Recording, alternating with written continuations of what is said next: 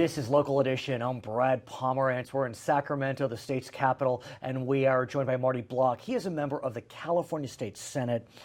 And, sir, I recently have learned a lot about the question of human trafficking through my work as a journalist.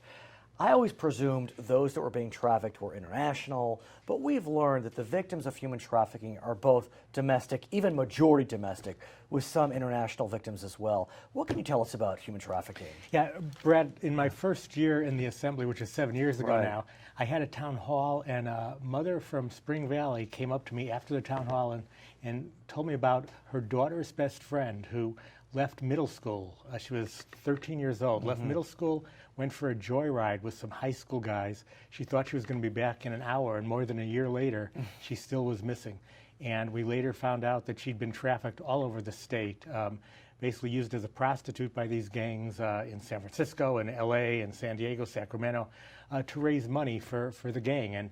And for the gangs, you know, this is one thing they can sell and still reuse, whereas they sell drugs or sell weapons. And, yeah, it's horrible. And I think about your district. I believe you hit the Mexican border, or at least your communities do. And so do you have an issue with trafficking going on along that international border? Sure. San Diego's a center of forced labor trafficking and prostitution, sex exploitation trafficking. Much of it coming across the border, but frankly, most of it coming just from within San Diego and other parts of California. And you said it. I understand that a lot of trafficking goes right up the 5. Absolutely. Right up the 5 freeway, all the way up, practically to Canada. If you follow the same routes that drugs are coming up from Mexico into this country and Canada, that's the same route that traffickers are using. Now, what's been so discouraging about the trafficking epidemic had been how we approached the, quote, victims. So often these victims were treated as perpetrators, as defendants, as criminal defendants. They were being charged with prostitution, with solicitation. Many of them were minors to boot. So we have seen a sea change on that, but there are still many who have that scarlet letter of a conviction when they were a victim of trafficking. What's the current law on trying to remove that conviction? Well, current law allows convictions for solicitation, for prostitution, to be expunged from a record if a young girl or a boy can show they were captive when they committed those acts. We're trying to go a little bit further this year. It's interesting. I would not have thought of this, but here's the challenge. It's obvious that these young men and women can be charged with solicitation, prostitution, convicted, but there may be other offenses that attach. It could be a vagrancy offense, a loitering offense, a drug offense. Under current law, can those offenses be removed from a record if it's proven they were a victim of trafficking? Yeah, unfortunately, under current law, they cannot be removed, and that then makes it all the more difficult for these young people who've been victims to integrate back into society because they have criminal records. So this year, my Senate Bill 823 will give the courts the ability to take any prior convictions if a person can demonstrate they were victims, they were being trafficked, they were being coerced at the time, to vacate the judgment against them. It's even better than expunging a record. Explain that for us, because there is a distinction. Sure. Expunging means you had a conviction and it's now no longer going to show up on the records. But in our era of computers and information, it's always there. Right. Vacating the judgment means there really was never a judgment against you. And this will give them a clean slate, basically, when they go out to restart their lives. I do want to look forward, if I may, and ask you about the 58 district attorneys in our state. Are they understanding, appreciating who these young men and women are? I mean, in the final analysis, we would hope they would never even be charged. And so, I see a sea change in some more urban centers, but are we starting to see a shift in thinking so the charge is never even made? I know this is beyond the purview of your bill, but in your mind. Yeah, I think we're seeing definitely a sea change. Now, I can't speak for all 58 DAs, but among those I've talked to... San Diego, for example, people understand what's happening here. The DAs got behind a bill I had a couple of years ago that allows them to consolidate cases when a woman's been trafficked in, again, San Francisco, Sacramento, see, LA. right. It used to be that each jurisdiction would prosecute offenses separately, and the poor victim, who's already traumatized, would have to go and testify before her former captor over and over again. The DAs agreed to consolidate into one case now, and that actually is less expensive for the court system and takes the trauma away, or much of the trauma away from the victim. So they do understand the victim's situation. I want to shift gears and speak with you about your continued efforts to reform community colleges for the better in our great state. I affectionately call SB 850 Block's Bachelor, because now at 15 institutions you can get a bachelor's degree thanks to Marty Block, who was the genius behind getting bachelors in California. How is the program rolling out? Because I think, isn't this the semester where we're starting to see the programs launch? It is, and I was at Mesa College a couple of months Diego? ago in San Diego, and they have a program in health information management where they started, they got ahead of most other institutions. They started in September. Oh, they did? They did. And they're their first cohort of students I got to meet with. Their average salary when they graduate from this community college four-year degree program will be between $80,000 and $150,000. So. And think about the fact that they will have much less debt than they would have. For a Block's Bachelor, it's $10,000 in 4 years. Yeah. For a CSU Bachelor, God bless the CSU, what would it be, 7,000 times 4, 28,000. Yeah, it's about 3 times as Right. much. And this is a great opportunity for students. Plus, we're targeting only on degrees where there are jobs available. Right. So you can get out of a CSU or UC with some esoteric degree that has a great deal of value to you personally, but may not lead to a job. These degrees lead to jobs. That being said, I have spoken with many community college trustees. You were one yourself. They are frustrated about one element. They understand this is a pilot program. But look, if there's a degree at CSU Chico, under current law, under SB 850, Mesa College in San Diego cannot offer a duplicative degree because the CSU 700 miles up the coast has that degree. Is there an effort to start to reform some of these unique intricacies relating to the Block's Bachelor? Yeah, as you said, Brad, this was a sea change in the way we do business in higher education in California. To get that change adopted by the legislature, signed by the governor, we needed to bring in all the stakeholders. I understand. And the CSU was concerned that some of their degrees may be popular in one area but may have vacancies in another. So we had to make certain concessions, one of which was not to have any degrees that duplicate the CSU. But any? I mean, or the UC for that matter. Well, I think we're learning now that there are some degrees that are virtually impossible to get in some area of the state, get programs. There are some degrees where the need in the workforce is so high that having a community college degree won't impact a CSU degree. So we're going to go back and work with the good people at the CSU. You know, President Obama recently called for free community college tuition nationwide, a tall order. What about in California? There does seem to be some momentum on that question generally. Some institutions are offering a semester or a year. What's happening in California? Well, California is already one of the least expensive states in the Well, country for community colleges. The least, yeah.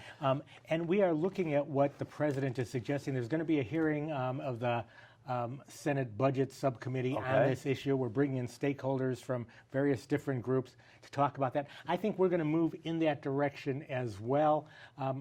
Right now, I think the advantage of being able to advertise free community college is that a lot of students out there who are high school students don't realize how inexpensive California's colleges are. That is true. And they may dismiss the whole idea of attending something they can't afford. If they know it's free, the word free is a magnet, and hopefully will attract more diverse students, more students in general, to our community colleges. The question becomes funding, and that's what we'll talk about when you come back next time. Exactly. His name is Marty Block. He is a member of the California State Senate. My name is Brad Pomerance. In Sacramento, this is Local Edition.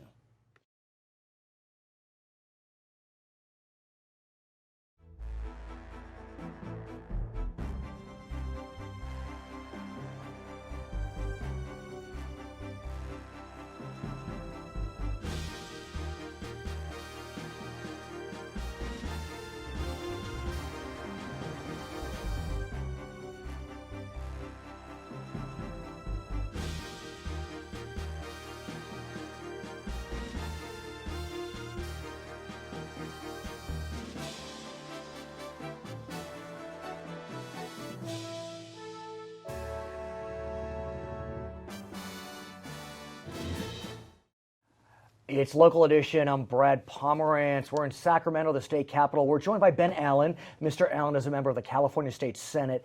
And so recently you and several of your colleagues held a couple of press conferences, one in Los Angeles, one in Sacramento, focused on the homeless crisis. And I use the word crisis very specifically because it is being called that.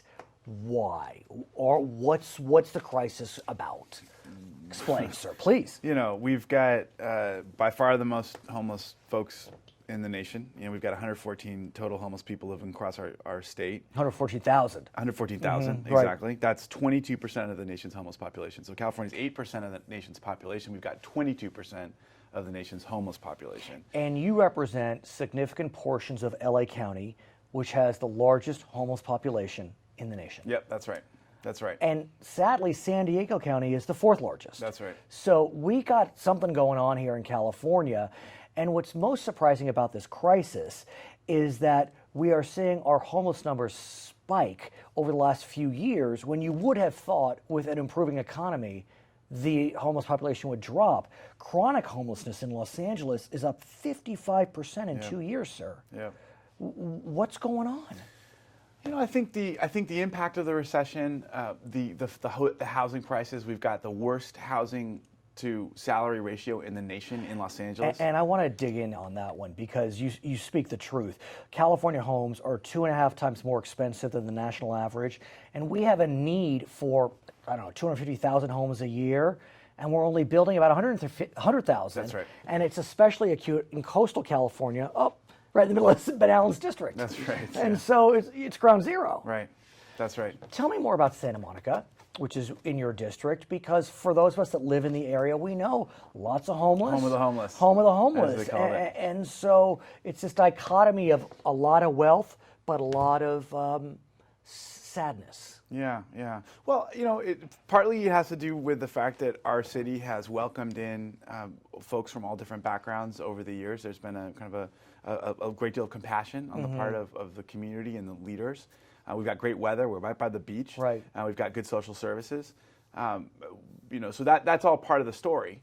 But we are also now, as a result, because we were ground zero for the crisis, we're ground zero for a lot of the solutions. There has been an aggressive push toward this housing first model that we're trying to implement all over the state now. And I want to really dig deep into it because many of us may not realize what that means. In the past, as I understand it, sir, if someone wanted to access a homeless shelter, permanent, temporary, often there would be a requirement of sobriety. That's right. Before you can walk in, we're drug testing you. Not just sobriety, lots of requirements. And many people would not pass, and as a result, they'd be back on the street. Right. Housing first completely flips that. You gotta get them in homes first. This is what we found. The interesting thing is the state of Utah, of all places, not known for Right. its profligate spending. Right. Basically looked very long and hard at this issue and realized that it costs about $20,000 more to have someone on the street than to have them in a housing first situation. Why? Police costs, sanitation, fire, health. You know, the nuisance calls, the cost of the public purse. We are all spending a lot of money having people out on the streets because of all of the concomitant impacts of their being there and the services and the public safety operations that relate to their being there. But even if we adopt a housing first model, do we have the housing to get these folks in first? So that's the great question. Right. That's part of why we were just the other day with the press conferences this important measure, which would basically repurpose Proposition 63 monies to what go is Prop toward. 63? So just Prop for 63 was a proposition passed a few years ago that focused on mental health services. Right. And taxing the wealthiest to bring in dollars for mental health, as I understand it. And so what we're doing now is repurposing some of that money to go toward housing, both construction and maintenance and development. So it's a $2 billion package. But we're going to leverage it, and Explain. there are ways to, you know, both with federal and local matches and some private matches. Some of the estimates say that we could even turn that $2 billion into $10 billion. I think that's a pretty optimistic. Right. But at the very least, we'll be able to get up to about $4 billion in total spending. And will the money flow through the state to the counties, state to the cities? Do we know yet? The details are still being worked Okay. out, but ultimately a lot of it will go through the counties. What about, though, affordable housing? Because in the final analysis, a lot of these folks are on the street. Yes, some may have mental illness, but some just cannot afford That's right. the housing prices. I mean, we talked about it briefly, but is affordable housing part of the package? So affordable housing is a big problem. Right. And I think we're all, there are actually a lot of people talking about a statewide bond push on affordable housing. Okay. You Well, know, former Speaker Atkins, or current Speaker soon to be, had a big affordable housing push that wound up getting vetoed. I know. So it's hard to know. I know. Redevelopment used to provide funding for affordable housing. Redevelopment's gone. We've run out of. We are very quickly running out of the previous bond monies for affordable housing, and we're running out of the federal monies. A lot of the federal monies that we used to have are basically gone now, partly because of changes in policy in Washington, sequestered everything else. So it's become that's a whole nother serious. And you'll problem. come back and talk about that. But what I want to ask you about, right now as we speak, there is a health emergency going on, as I understand it, in the San Fernando Valley. Yeah. It's in Porter Ranch, which is Chatsworth, is that right? Yeah, Chatsworth, it's Northridge. near there, yeah. Winnetka, yeah. Winnetka. Yeah. Tell us about the Aliso. Porter Ranch gas leak, because it's spooky.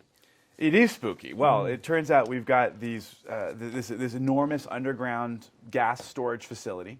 Some of those wells, many of those wells, are very old. I mean, they date back to the to 1953 or earlier. Oh, wow. Turns out there's a lot of these storage facilities all over the state, Including in your district. including in my district. Right. And exactly. And there has been a big gas leak. A gas leak that has impact. It's creating health impacts in the neighborhood. Nausea. They're having to.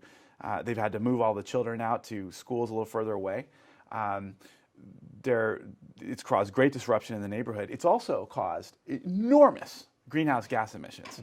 At its peak, it was emitting the equivalent of greenhouse gas emissions of 7 million daily vehicles. You're kidding. So we have basically, with this one leak alone, nearly shot in our foot the entire effort of greenhouse gas reductions that we worked so hard for last year. So it is a terrible tragedy on that level. So what can the legislature do? So we were announcing a bill package just the other day, calling for an immediate moratorium on the injection of gas into that facility until we get the Because it was a storage facility. Storage facility. We need to create a point of contact, a key point of contact with one government agency. That is the key point. One of the things that happened here was that Southern California Gas waited about a week, because before telling anybody, they determined that it wasn't a health emergency. And as a result, we lost about a week in reaction time. So now, under a bill that I'm proposing, actually, there will be a single point of contact in the state government. Is that DOGR? Would it It'd actually be OES. Okay, which is So emergency got it.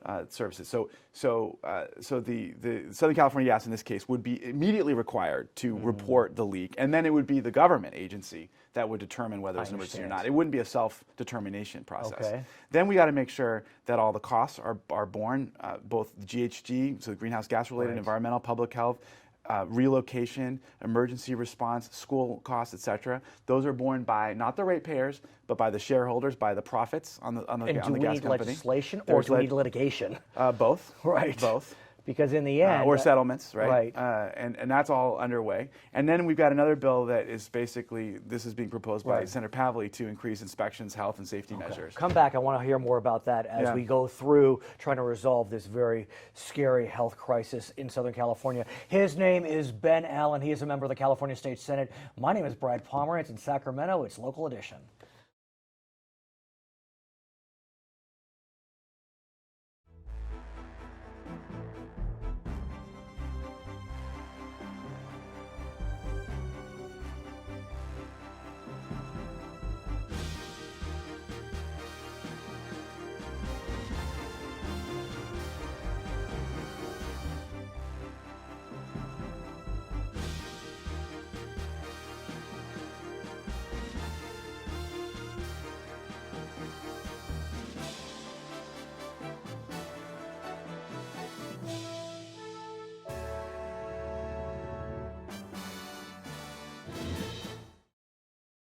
This is Turner Local Edition. I'm Brad Pomerance. We're in San Luis Obispo today, and we are joined by the mayor of that fair city. Her name is Jan Marx. And I recently read a report from the Legislative Analyst's Office talking about housing and housing needs in the state of California. And we are in a housing crisis, as you know. California needs about 250 new units a year. And most of those new units that it needs are on the coast. And I know that San Luis Obispo is working to be a part of that solution. So talk to me about what San Luis Obispo is doing. Well, San Luis Obispo has a 1% growth cap. We have managed growth. However, since the great downturn in 2008, we haven't even gotten up to 1/4% in terms of new units. So does the lack of hitting that cap add up?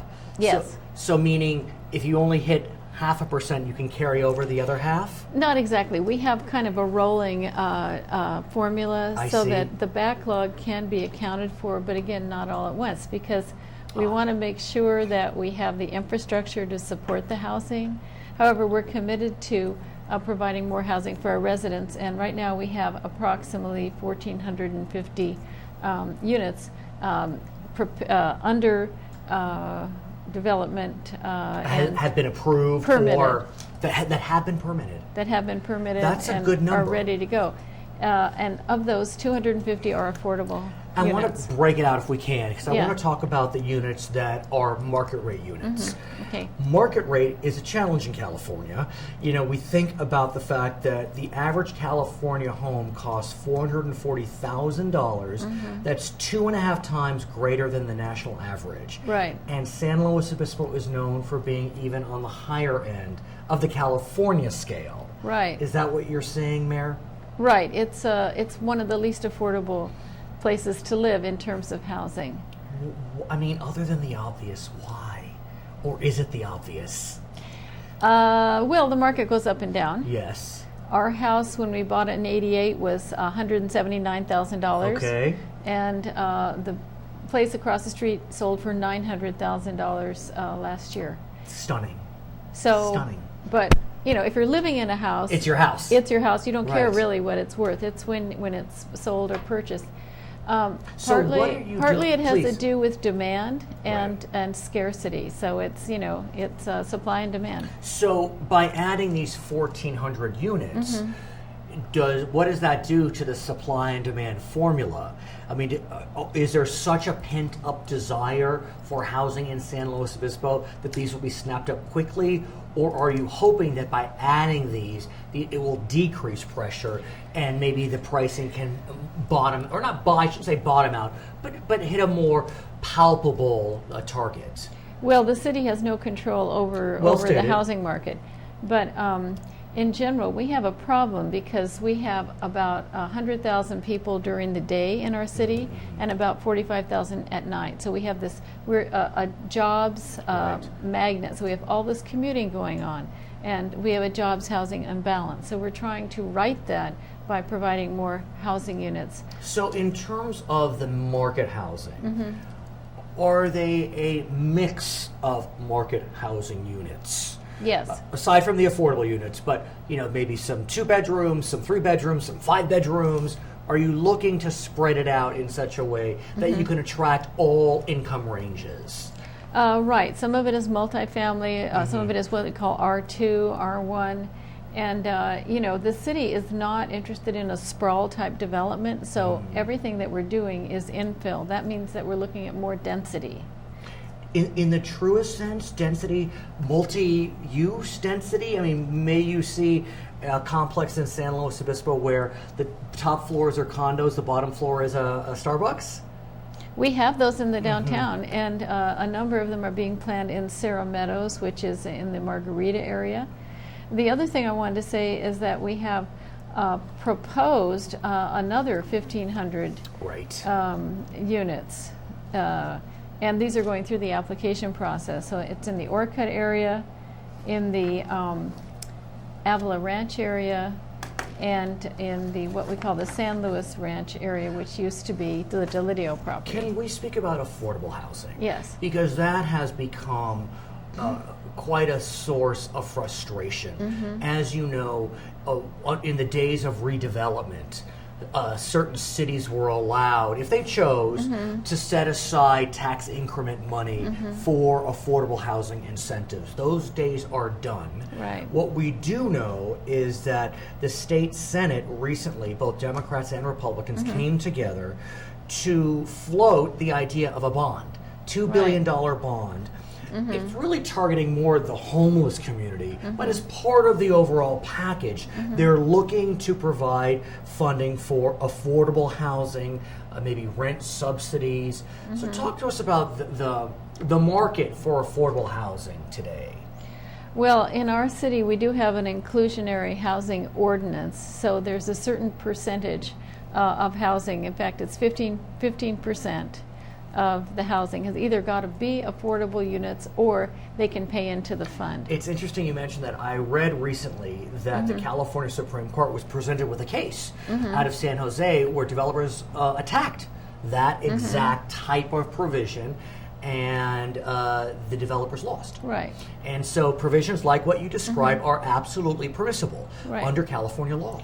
So what we do is we leverage that money as much as we can, the money in the fund. We also will do lending, like we'll lend to, say, the Housing Authority or to another group, and then that money is paid back. So in a certain way, it's a revolving fund. Do you find that developers, either the ones that are about to go online or looking to go online, that they set aside the 15% or do they pay into the fund? I'd say the larger the unit, the larger the project, the more likely they are to actually build the units. Economies of scale. But the other thing is that the business community is really very concerned about workforce housing, which What is does that mean? Workforce housing is, we might call it affordable housing, but it's not affordable housing in the traditional sense, in that we're not talking about very low income or low income. We're talking about basically middle class people who are paid head of household wages, but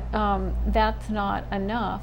And given the fact that credit is still pretty tight, it's not really enough to afford to purchase a home. So young people starting out, young professionals starting out, tough. And you think about Cal Poly San Luis Obispo, where Yeah. so many students come from throughout the state, and they want to stay. Right. And how do they stay if they can't afford housing? Right, or even Cal Poly faculty, Right. teachers, firefighters, police officers. You know, really the people in the middle class. Sure. You know, definition, who really hold society together in so many ways, and we want to be able to allow them to live in our community. So when you look at the 1,500 that will come online, the 1,500 that you hope will come online, do you feel as if the mix in this particular Central Coast community is such that there will be a range of options, traditional affordable housing as well as, we'll call it workforce housing, and then housing at market rate? Well, that's the hope, but again, we can't control the market. We have bent over backwards to try to help developers, have projects pencil out and do it in such a way that the general population of the city is not supporting. We're not talking about corporate welfare here. I understand. But we're trying to do what we can. However, I'll give you an example. A couple years ago, a housing development was going forward in the development process, and the estimate was that it was going to cost about $350,000 a house, and so that had to pencil out. When they actually went to sell the units, they were selling for $700,000. So it and so it ended up being a windfall for the developer. But you don't know when you know. You'll come back and we'll talk more about it. She is Jen Marks. I'm Brad Pomerance. This is Charter Local Edition.